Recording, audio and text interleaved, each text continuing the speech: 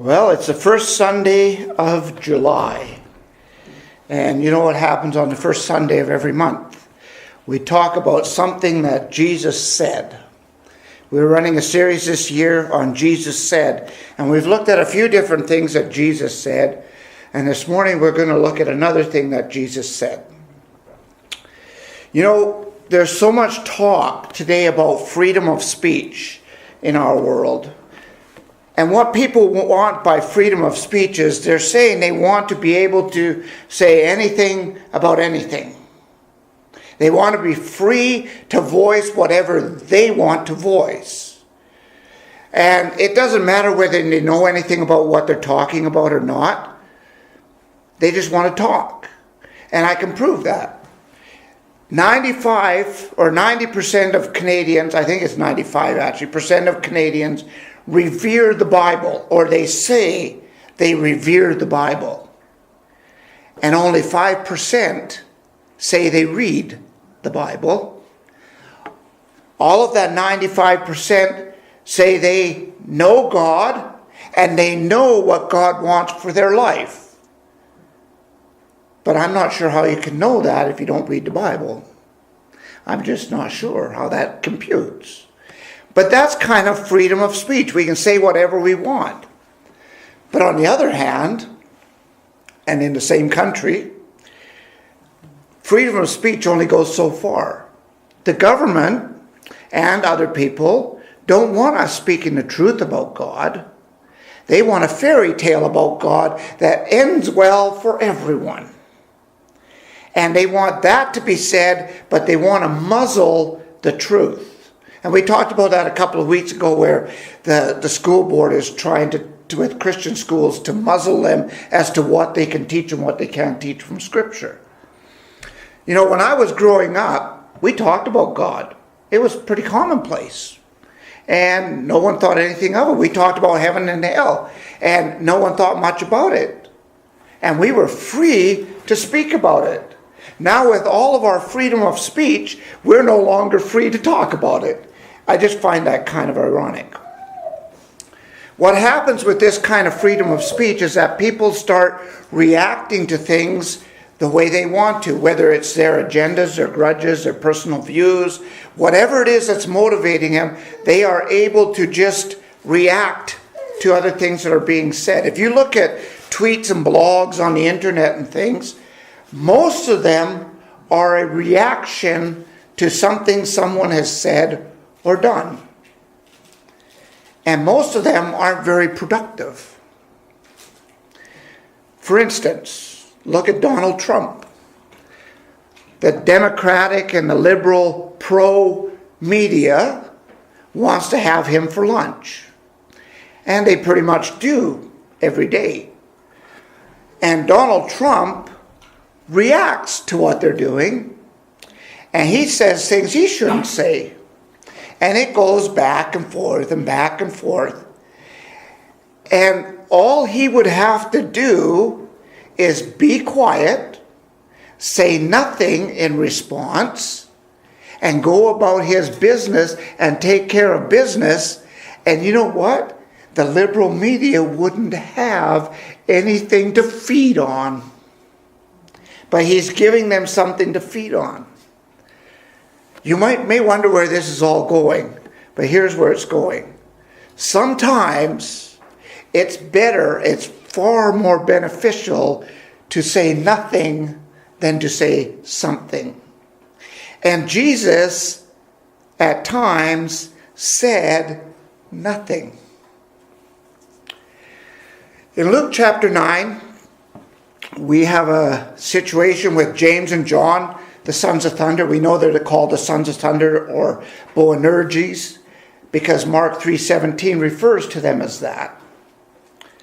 But Jesus' time was approaching, and he was resolved to go to Jerusalem. And he sent messengers ahead of him to the Samaritan village to make arrangements for him. And because Jesus was headed to Jerusalem, and because of the relationship that the Samaritans had with the Jews, you can kind of see the conflict there of him coming to a Samaritan village. They rejected him. And So James and John are Johnny on the spot. Hey, Jesus, you want us to call fire down from heaven and just consume these people? They're bad. Do you remember playing the game when you were young that my daddy's bigger than your daddy, or my daddy's stronger than your daddy, or that kind of thing? Well, you know what? I found out that when we grow up, a lot of times that doesn't leave us. We still have that mentality. It may come out in different things, but we have that mentality. And here's James and John with that mentality. And they're thinking, with Jesus, we have the power. We could do this and really show those folk. The problem with that is that they weren't any better than those other people. And they didn't realize that. In fact, that's what Jesus tells them. Because Jesus looks at them and he says, you don't know what kind of spirit you are of. For I did not come to destroy men's lives, but to save them. See, he looked at them and he said, you don't even realize what you're saying. You don't realize who you're serving. You don't realize what you're doing, but you're exposing yourself for who you are. You see, sometimes, like in that situation, we'd be better off to be quiet and say nothing and learn from the situation, like Mary did. When Mary didn't say anything, but she pondered the things in her heart. And, you know, when we open our mouths a lot of times, we reveal what spirit we are. And the thing that we don't like about that is it may come out as a revengeful spirit, or a jealous spirit, or a prideful spirit, or an arrogant spirit, or ignorant spirit, or whatever you want to title it. And so sometimes keeping our mouth shut, we get a chance to reflect a little bit inwardly and change it before it comes out wrong. No apostle had more challenge with that than Peter. Peter always had an issue. On Jesus' journey to Caesarea Philippi, recorded in Mark chapter 8 and verse 27, he talked to his disciples about who people say that he is. And we have there recorded a wonderful confession by Peter that Jesus is the Christ. And right after that wonderful and exuberating moment, Jesus says, now the Son of Man has to suffer many things, and the Son of Man is going to be rejected and killed and be raised in 3 days. And I am convinced that Peter, the minute Jesus started saying this, was off on his own track, like some of us do when people start telling us something. We go off on our own track and we don't hear the whole point, because Peter missed the fact that he'd be raised in 3 days. It never even registered to him. And he takes Jesus aside and he rebukes him. And the rebuke probably went something like this: there's no way you're going to die. I'm going to defend you and no one's going to touch you. Well, Peter couldn't do that. Jesus could say that, but Peter couldn't say that. So Jesus turns around to Peter, and in front of all of the other apostles, he says, "Get behind me, Satan, for you are not setting your mind on the things of God."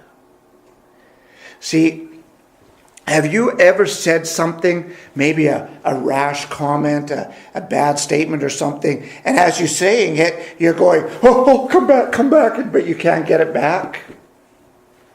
That's kind of what Peter did. And it's embarrassing. It can be really embarrassing. And it usually never produces good fruit. It's far better to say nothing often than to say something, just depending on the situation. At least think about it before you say it. Right?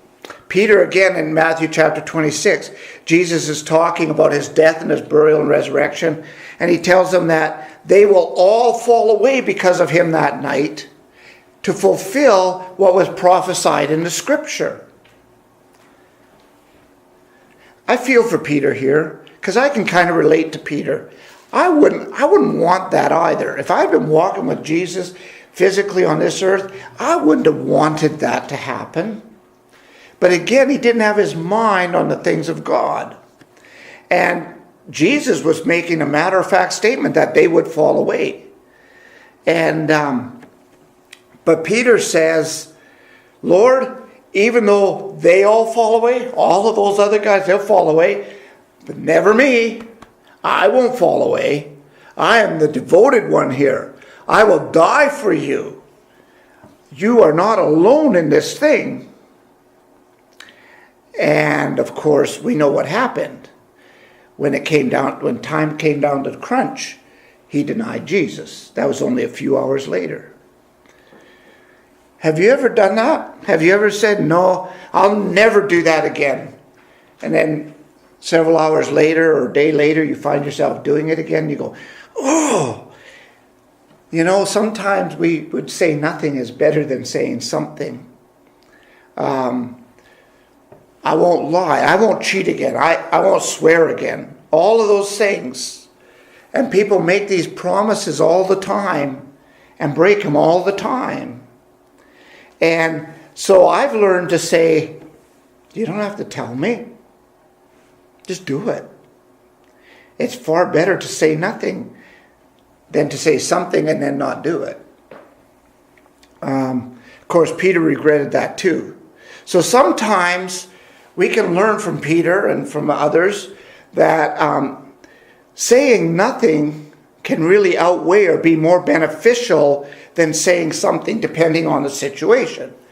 Promises made irrationally fail at an average of 95%. Think about that. You got a 95% chance of regretting a rash statement or promise. I've said before, I've done this myself. Yes, I'll do that for you. And then I get to thinking, I should have checked my calendar first. I check my calendar and it's like, uh-oh, I'm in trouble. And that's not fun. To go back to the person and say, I'm really sorry, I double booked. And that's terrible. So we need to sometimes just say, wait, or I'll check, or say nothing is better than saying something. That's one reason. There's one reason for that, is that it's a benefit to us. There's another reason, though. Have you ever noticed that sometimes there is just no point in saying something? You're talking to someone and it's like with the sledgehammer and nothing's happening. Sometimes there's just not a point. In John chapter 8, a woman is caught in adultery and she's brought by the Pharisees before Jesus. And you might ask yourself why Jesus didn't answer them at first. He just wrote on the ground. And people have all kinds of speculation what he wrote. That's irrelevant. We don't have to speculate that. It doesn't matter. But I want you to pay attention to the fact that he didn't answer them. He just wrote something on the ground. And for all I know, he's playing X's and O's. We don't know. We're not told. But think about the situation. They come with this lady caught in adultery. What was the command that Moses gave them? The man and the woman caught in adultery should be stoned to death. So they bring the woman without the man, and they say, Jesus, what should we do? Well, you and I could have sniffed out that there was an agenda here, that there was something amiss. But Jesus figured that out, so he didn't answer them. And I believe he was giving them the opportunity for them to realize the mistake they were making. But they were so blinded by trying to get Jesus or trap Jesus that they continued to push Jesus. And when they continued to push Jesus, Jesus also had time to think about the situation. And he says, well, I'll tell you what. You want to really push this ridiculous thing? He didn't say it in those words. But he says, the one of you that has no sin, cast the first stone. Now think about that. That whole group of people that were around him. What was the blaring sin going on right there? Deception and lies. Right? So he basically went right to the heart of the matter. And he said, you figure that out. If you're without sin, you cast the first stone. And none of them had the nerve to say they were without sin because they knew they were caught. So Jesus made a good point there. But what I want you to see initially, he did not even value their question with an answer, because it didn't need an answer. The answer was obvious. Sometimes we get into a situation where people ask us and we're so excited to give an answer that we lose perspective of what's really going on. And that's what the Pharisees were hoping to do with Jesus. But it didn't work, because Jesus didn't have to answer. We don't always have to answer. We don't always have to say something. You know, it's funny, one time I was doing a funeral, and the family that had lost their loved one, I just went up to each one of them and I gave them a hug. I didn't say a thing. And they came to me after and they said, you know, that meant so much to us. You know, all these people said, oh, you know, this and that and the other thing, trying to comfort us. And that doesn't really comfort us. The hug was great, right? And so sometimes saying nothing is helpful. When you're not guilty of an accusation, and accusations are being leveled at you, we need to learn from Jesus how to handle those things. Because if you start reacting to the accusations, which is our human nature, to fight back, to discredit, to deny, and all of that, what you have to understand is that if it's in an audience, most of the audience doesn't have a clue what's going on. So you engage with the accuser that way, they don't know who to believe. And oftentimes the accuser can make it sound pretty good. So sometimes saying nothing helps. I was in that situation one time in the congregation. There was a congregational meeting, and there were a bunch of accusations said about me. And the hardest thing I had to do that day was to sit there and not respond. And at the end of it, I knew what was going on. I knew that they were trying to bring it out, because if I started responding, it would have made a mess in the congregation. And so I didn't say a thing. And then when they goaded me at the end to come out a little more, I just said, I'll just let my character be my witness. And I just left it. That's where I left it. And, you know, it all turned out well. And there was no big fight. There was no disruption in the church. Everything was fine. But I got that from Jesus. Look at what Jesus did in John chapter 19. He's standing before Pilate, and he's being falsely accused by the Jews. And when Pilate hears from the Jews that he claimed to be the Son of God, Pilate shook in his boots. He was afraid. He was terrified. He's like, oh man, what am I dealing with here? And he went and he tried, at least he tried sort of, to get them to set him free.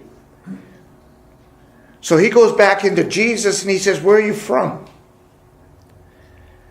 And it says Jesus never answered him. And people have asked, why wouldn't Jesus answer Pilate? Well, there was no point in answering that question, because I think deep down in Pilate's heart he knew. That's why he was afraid. That's why he was terrified. So Pilate says, you're not answering me. You're not going to speak to me. I have the authority to release you or crucify you. And Jesus says, now it's time to talk. He says, you would have no authority unless it was given to you from above. And Pilate probably shook in his boots even a little harder after that. He said, but the one who's delivered me to you has the greater sin.